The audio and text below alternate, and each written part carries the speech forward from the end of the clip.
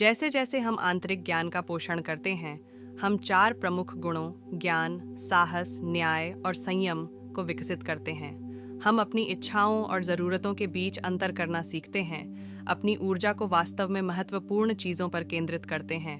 हम चुनौतियों का सामना समानता के साथ करते हैं और दृढ़ संकल्प के साथ विपरीत परिस्थितियों से उबरते हैं। आंतरिक ज्ञान हमें प्रामाणिक रूप से जीने का अधिकार देता है, अपनी ताकत और कमजोरियों को स्वीकारते हुए। ये हमें उद्देश्य, अर्थ और परिपूर्णता से भरे जीवन की ओर ले जाता है। इसलिए इस आंतरिक परिवर्तनकारी यात्रा पर शुरू करें। अपने भीतर ज्ञान के बीजों का पोषण करें और आंतरिक शांति, लचीलेपन और आनंद से भरे जीवन का अनुभव करें। 3. जिसे आप नियंत्रित नहीं कर सकते, उसे स्वीकार करें। जीवन नियंत्रण और समर्पण के धागों से बुना हुआ एक सुंदर टेपेस्ट्री है। हम अपनी नियति को आकार देने का प्रयास करते हैं, लेकिन ब्रह्मांड अक्सर अप्रत्याशित मोड़ लेता है, हमें अपनी मानवीय सीमाओं की याद दिलाता है।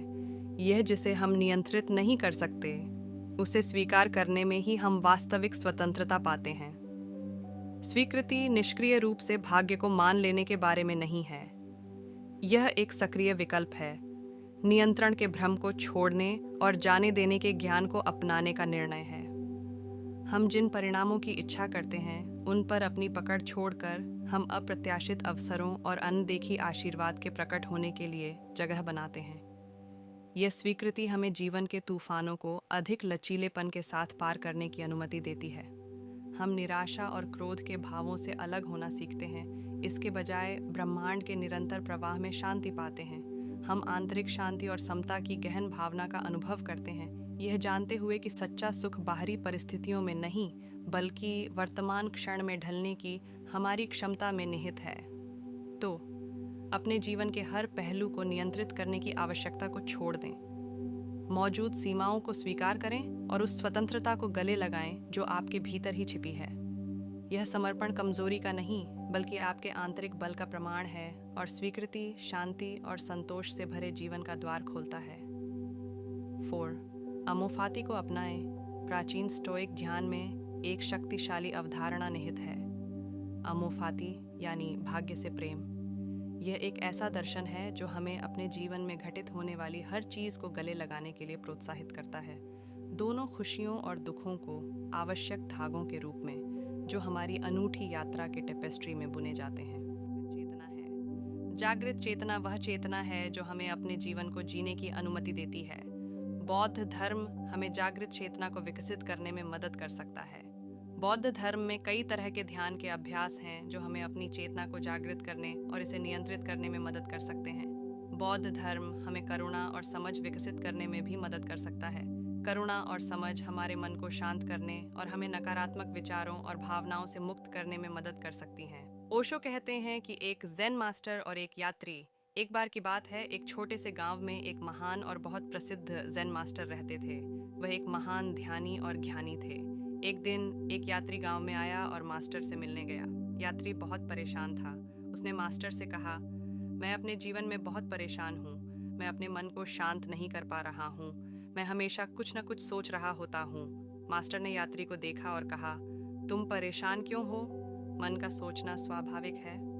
मन को शांत करने के लिए तुम्हें अपने मन के विचारों के प्रति जागरूक होना चाहिए। यात्री ने कहा, लेकिन मैं अपने विचारों के प्रति जागरूक नहीं हो पा रहा हूँ। मैं हमेशा अपने विचारों में खोया रहता हूँ। मास्टर ने कहा, ये ठीक है, ये एक शुरुआत है। तुम अपने विचारों के प्रति जागरूक होने की कोशिश करो। जब तुम अपने विचारों के प्रति जागरूक हो जाओगे तो तुम उन्हें नियंत्रित करना सीख जाओगे। हमें अपने मन और शरीर से परे जाना चाहिए। हम ऐसा ध्यान, योग या अन्य आध्यात्मिक अभ्यासों के माध्यम से कर सकते हैं। ओशो का मानना था कि मृत्यु एक आशीर्वाद है। वे कहते हैं कि मृत्यु हमें अपने अस्तित्व के वास्तविक स्वरूप को जानने और आनंद लेने का अवसर देती है। मृत्यु एक ऐसा अनुभव है जिससे सभी डरते हैं, लेकिन क्या मृत्यु वास्तव में इतनी भयानक है? ओशो का मानना था कि मृत्यु एक परमानंद अनुभव है। ओशो कहते हैं कि मृत्यु एक ऐसी घटना है जो हमें अपने अस्तित्व के वास्तविक स्वरूप को जानने में मदद करती है। मृत्यु के समय हमारा मन और शरीर विघटित हो जाते हैं और हम अपने मूल स्वभाव में वापस आ जाते हैं।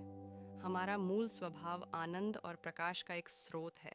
जब हम मृत्यु के माध्यम से जाते हैं तो हम इस मूल स्वभाव को फिर से खोजते हैं। ओशो कहते हैं कि मृत्यु एक परिवर्तन है, न कि एक अंत।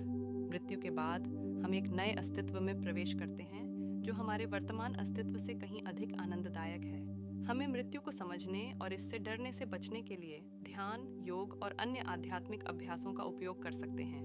ध्यान और योग हमें अपने मन और शरीर से परे जाने और अपने मूल स्वभाव को जानने में मदद कर सकते हैं। जब हम अपने मूल स्वभाव को जानते हैं तो हम मृत्यु से नहीं डरेंगे।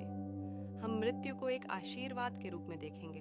मृत्यु से डरने का कोई कारण नहीं है। मृत्यु एक परिवर्तन है, न कि एक अंत। मृत्यु एक अनिवार्य जीवन प्रक्रिया है। यह जीवन का एक स्वाभाविक हिस्सा है। मृत्यु के बिना जीवन नहीं हो सकता। मृत्यु एक परिवर्तन है, न कि एक अंत। मृत्यु के बाद जीवन का एक नया रूप शुरू होता है। यह रूप हमारे वर्तमान अस्तित्व से कहीं अधिक आनंददायक हो सकता है। हमें मृत्यु से नहीं डरना चाहिए। हमें मृत्यु को एक परिवर्तन के रूप में देखना चाहिए, न कि एक अंत के रूप में। आज के लिए बस इतना ही। सब्सक्राइब और शेयर करना ना भूलें। अपने सुझाव कमेंट में ज़रूर दें। धन्यवाद। आशा है कि आपको आज की बातें पसंद आई होंगी। अगली बार फिर मिलेंगे। तब तक सुरक्षित रहें और स्वस्थ रहें। नमस्ते।